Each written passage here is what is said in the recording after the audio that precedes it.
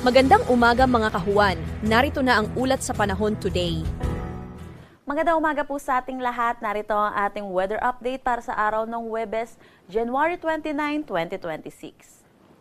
Malamig na panahon pa rin ang inaasahan sa malaking bahagi ng ating bansa dahil sa patuloy na pag-iral nitong northeast monsoon dito sa may Luzon at Visayas. Samantala, para naman sa mga kababayan natin dito sa may Mindanao, inaasahan po natin mga localized thunderstorm ang posible magdala ng mga pag-ulan sa kanila, lalo na sa hapon at sa gabi. Sa ngayon, wala pa rin naman tayong minomonitor na anumang bagyo or low pressure area sa loob at labas ng ating Philippine Area of Responsibility. Para sa magiging panahon natin ngayong araw dito sa Luzon, dulot ng pag-iral nitong northeast monsoon or amihan natin, makakaranas ng maulap na papawirin na may mahihinang pag-ulan dito sa may Cagayan Valley, Aurora, pati na rin dito sa may Quezon. Para naman dito sa Metro Manila at nalalabing bahagi ng Luzon, makakaranas naman tayo ng bahagya hanggang sa maulap na papawirin na may mga isolated light rains. Agwat ng temperatura para sa Metro Manila, 21 to 30 degrees Celsius, Lawag, 21 to 31 degrees Celsius. For Tuguegarao, asahan natin ang 21 to 29 degrees Celsius, Baguio, 13 to 21 degrees Celsius. For Tagaytay, 20 to 28 degrees Celsius, at Legazpi, 24 to 30 degrees Celsius.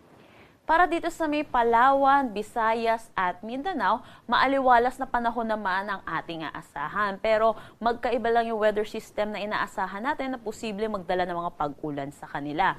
Dito sa may Northern Samar, Eastern Samar, Southern Leyte at kabuuan ng Mindanao, maaliwalas na panahon ang aasahan, bahagya hanggang sa maulap na papawirin.